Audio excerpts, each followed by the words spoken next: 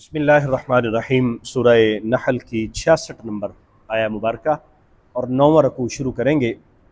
14वां पारा है। अऊज़ु बिल्लाहि मिनश शैतानिर रजीम। बिस्मिल्लाहिर्रहमानिर्रहीम। व इन्न लकुम फिल अन्आमि लइब्रा नुस्कीकुम मिम्मा फी बुतूनिही मिन बैनि फर्सिन व दमिल लबनन खालिसन साइगल लिश्शारिबीन। अल्लाह ताला ने अपनी कुदरत का, तख्लीक का यहाँ दोबारा ज़िक्र फरमाया। ख़ास तौर पर जो अल्लाह ताला ने चौपाए जानवर बनाए और हमारे फ़ायदे के लिए, हमारे नफ़ा के लिए और हमारी ज़रूरियात को पूरा करने के लिए, तो फरमाया इसमें भी तुम्हारे लिए सोचने समझने की चीज़ें मौजूद हैं, इबरत का सामान मौजूद है। अगर तुम गौर व फ़िक्र करो और इसमें तवज्जो करो तो तुम्हें बहुत सारी चीज़ें अपनी ज़िंदगी को बेहतर बनाने की मिल सकती हैं और अल्लाह की कुदरत पर, अल्लाह तबारक व तआला की कामलियत पर ईमान लाने की तुम्हारे लिए राह हमवार हो सकती है।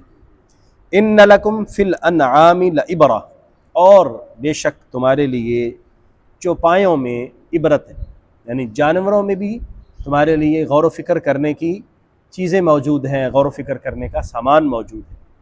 नुस्खीकुम, हम तुम्हें पिलाते हैं, मिम्मा फ़ी बुतूनिही, उनके पेटों में से, मिम बैनि फ़रसिन व दमिन, गोबर और खून के दरमियान से, यानी उनके पेट में गंदगी और खून के दरमियान से तुम्हें क्या पिलाते हैं जी? लबनन खालिसन, खालिस दूध पिलाते हैं। साइगन लिश्शारिबीन, जो पीने वालों के लिए बहुत आसान है, आसानी से घूंट अंदर वो ले जाते हैं। तो ये अल्लाह तबारक व तआला ने गौर व फ़िक्र की दावत दी कि देखो कि जानवर खुराक खाता है, फिर वो खुराक उसके जिस्म का हिस्सा बनती है और उसके वही खुराक जो है वो खून भी बनती है और जो फुजला होता है वो इजाफ़ी फुजला भी बनता है और उसी में से अल्लाह करीम दूध भी पैदा करता। और कभी ऐसा नहीं होता कि वो जो दूध होता है वो मिलावट वाला हो, उसमें कोई गंदगी मिल गई हो या उसमें खून मिल गया हो, इल्ला माशाअल्लाह कोई बीमारी की सूरत हाल होती है तो वो अलहदा सी चीज़ है। लेकिन अल्लाह तबारक व तआला हमें कैसे उसमें से दूध निकाल के अता फ़रमाता है। फरमाया इसमें तुम्हें गौर व फ़िक्र करना चाहिए कि अल्लाह तबारक व तआला इस बात पर कादिर है और अल्लाह ताला ने तुम्हें ये चीज़ें अता फ़रमाई हैं। वमिन समरातिन नखीली, और जो खजूर हैं उनके फल, वल अनाबी, और अंगूर उनमें से, उनके फलों में से, तत्तखिदून मिन्हु सकरा, तुम उससे अपना जूस बनाते हो, नबीज़ बनाते हो, व रिज़्क़न हसना, और उसको रिज़्क़ के तौर पर, बेहतरीन रिज़्क़ के तौर पर तुम उसको वो इस्तेमाल करते हो। यानी खजूर, अंगूर और इस तरह के दूसरे फल, वो उसमें से इंसान अपने जूस के तौर पर भी इस्तेमाल करता है। अच्छा, अरब उसको खजूर को पानी में रख के या अंगूर को पानी में डाल के नबीज़ के तौर पर इस्तेमाल करते थे, उसकी तासीर को ठंडा करके। तो फरमाया वो भी तुम इस्तेमाल करते हो जिस्मानी ताकत के लिए। और अल्लाह तबारक व तआला ने तुम्हारे लिए उसमें से रिज़्क़ पैदा फरमाया है। इन्न फ़ी ज़ालिका लआया, बेशक इसमें निशानी है, लिक़ौमी याक़िलून, उस कौम के लिए जो अक्लमंद है, जो शऊर रखती है, जो गौर व फ़िक्र करती है। तो ये अल्लाह ताला की जो पैदा की हुई चीज़ें हैं, अल्लाह ताला की बनाई हुई चीज़ें हैं, हम इसमें देखें, अगर गौर व फ़िक्र करें, जानवरों के अंदर गौर व फ़िक्र करें, और ये फल हैं, देखें किस तरह के मुख्तलिफ़ तरह के फल हैं, मुख्तलिफ़ मौसमों के मुख्तलिफ़ फल हैं और फिर उनके मुख्तलिफ़ जायके हैं, और एक ही फल आगे कई किस्म के हैं। मसलन अगर अंगूर को देखें तो अंगूरों की कई किस्में, खजूर को देखें खजूरों की कई किस्में, और हर एक का जायका मुख्तलिफ़ है, हर एक का रंग मुख्तलिफ़ है। अल्लाह तबारक व तआला की ये तख्लीक की तरफ हमें मुतवज्जे करती है। व औहा रब्बुका इलन नहल, और तुम्हारे रब ने शहद की मक्खी की तरफ वही की, यानी उसको ये सिखाया, शहद की मक्खी को ये बात सिखाई, अनित्तखिज़ी मिनल जिबाली बुयूता, कि तुमने पहाड़ों में अपने घर बना लेने हैं, व मिनश शजरी, और दरख्तों पर अपने घर बना लो, व मिम्मा यारिशून, और जो छप्पड़ वगैरह बनाते हैं, छप्पर छत के ऊपर छत के लिए घास फूस की जो छतें बनाते हैं उसमें भी छतें बना लो। यानी شہد کی مکھی کو اللہ نے یہ سکھا دیا، اس کو راہ دکھا دیا کہ تم نے اپنا گھر اس طرح بنانا ہے۔ اب آپ دیکھیں کہ شہد کی مکھی کا گھر اگر آپ کو دیکھیں تو وہ بھی ایک انجینئرنگ کا شکار نظر آتا ہے کہ کیسے اس کے اندر خانے بنے ہوتے ہیں، کیسے اس کے اندر کچھ خانے ایسے ہیں کہ جس کے اندر انہوں نے شہد جمع کرنا ہے، کچھ خانے ایسے ہیں کہ جہاں انہوں نے اپنے بچے وغیرہ انڈے وغیرہ دینے ہیں۔ یعنی یہ ساری کی ساری اللہ تبارک و تعالیٰ کی حکمت ہے جو مکھی کو سکھائی گئی ہے۔ اور پھر کیا فرمایا مکھی کو؟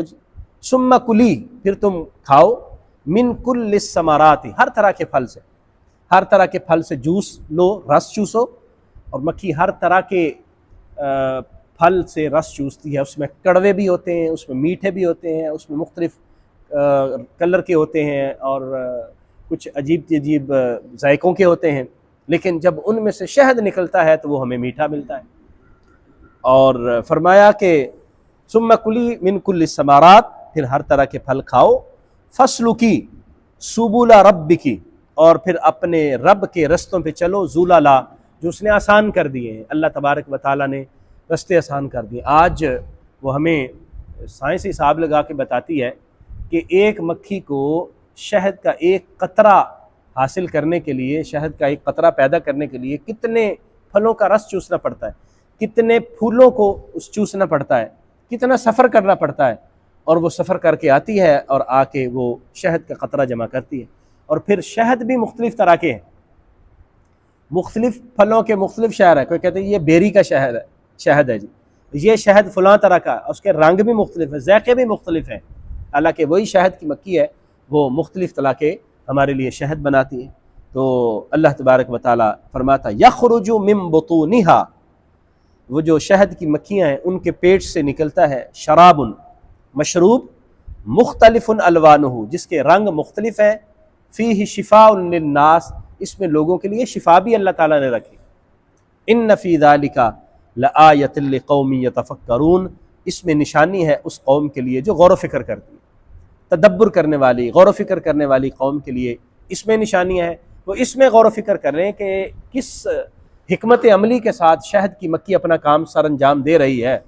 اگر شہد کی مکھی اللہ تبارک و تعالیٰ کے بتائے ہوئے طریقے کے مطابق چل کے اتنے زیادہ انسانی فائدوں کے لیے کام کر رہی ہے تو پھر سمجھنا چاہیے کہ خالق تو ہے، مالک تو ہے اس کائنات کو بنانے والا۔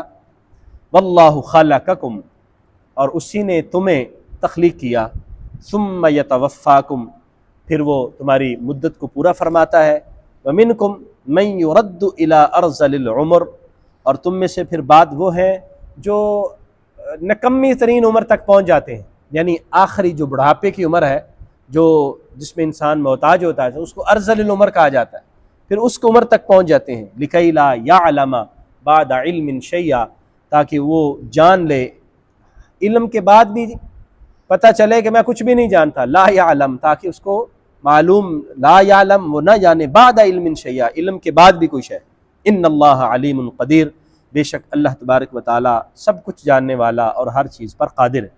یعنی انسان اپنی جوانی کے اندر سمجھتا بھی ہے، بہت سارے علم بھی حاصل کرتا ہے، بہت ساری چیزیں سیکھتا بھی ہے، جوانی کے اندر اس کے اندر توانائی بھی زیادہ ہوتی ہے، ساری چیزیں، لیکن وہی انسان آہستہ آہستہ بڑھاپے کی ایسی عمر میں پہنچتا ہے کہ جب پھر محتاج ہو جاتا ہے۔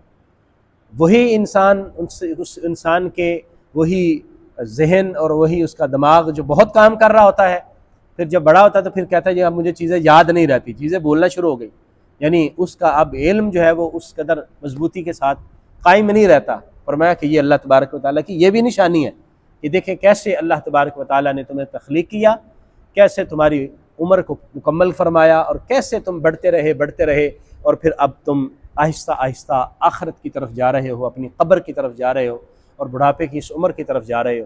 تو یہ ساری کی ساری کیا ہے؟ یہ نشانیاں ہیں، اور رزلٹ جو ارشاد فرمایا گیا وہ ہے ان اللہ علیم قدیر، اللہ تعالیٰ کے پاس علم بھی ہے اور وہ قدرت بھی رکھتا ہے، یعنی علم ہے تبھی تو کائنات کو سنبھال رہا ہے، ہر چیز کا علم ہے، بلکہ ہر چیز کو اس کے مناسب علم اللہ نے سکھا دیا۔ جانوروں کو جیسے اس نے جانوروں نے اپنی زندگی گزارنی، آپ پرندوں کو دیکھیں، چھوٹے چھوٹے پرندے ہیں، اور بعض پرندے تو اپنا گھونسلہ ایسے خوبصورت طریقے سے بناتے ہیں کہ ہم حیران ہو جاتے ہیں کہ اس نے بنایا کیسے۔ اللہ تعالیٰ نے اس کو سکھایا، اللہ تعالیٰ نے اس کو بتایا کہ تم نے اپنا گھونسلہ کیسے بنانا ہے۔ وہ گھونسلہ ایسے بناتے ہیں کہ اس میں بارش کا قطرہ بھی نہیں جاتا، پانی کا قطرہ بھی نہیں اس میں جا سکتا، ایسے بعض پرندے گھونسلہ بناتے ہیں۔ اسی طرح بعض چھوٹے حشرات الارض ہیں، وہ زمین میں رہتے ہیں، جو زمین میں رہنے والے جانور وہ کس طرح اپنی زندگی گزارتے ہیں، اپنی خوراک حاصل کرتے ہیں۔ فرمایا یہ ساری کی ساری اللہ تبارک و تعالیٰ کی نشانیاں ہیں، اس میں غور و فکر کرو۔ یعنی ایک شہد کی مکھی سے لے کر یہ پھل، یہ انواع و قسم کے مختلف ثمرات، یہ اللہ تبارک و تعالیٰ نے ہمیں ہمارے رزق کے لیے عطا فرمائے ہیں، اور ساتھ ساتھ ہمیں اس میں غور و فکر بھی کرنا چاہیے۔ صرف یہ نہیں ہے کہ ہم کھائیں، ہم ان چیزوں سے فائدہ حاصل کریں، اور جو اصل میں ان سے تفکر اور تدبر کا کام لینا تھا وہ ہم بھول جائیں، اور ان سے غور و فکر کر کے اللہ تعالیٰ کی قدرت کو اور اللہ تبارک و تعالیٰ کی جو بادشاہت ہے، اللہ تبارک و تعالیٰ کی کاملیت ہے، اس کو ہم نہ پہچان سکیں تو پھر بہت زیادہ ہماری کوتاہی ہوگی اور اس میں ہمیں نقصان ہوگا۔ اس لیے فرمایا اللہ تبارک و تعالیٰ نے تمہیں یہ آیات بتائیں، اللہ تعالیٰ نے تمہیں ان کی طرف غور و فکر کی دعوت دی تاکہ تم اللہ تعالیٰ کے برگزیدہ بندے اور اللہ کے فرما بردار بندے بن سکو۔ اللہ تعالیٰ ہمیں توفیق عطا فرمائے، آمین۔ وآخر دعوانا ان الحمد للہ رب العالمین۔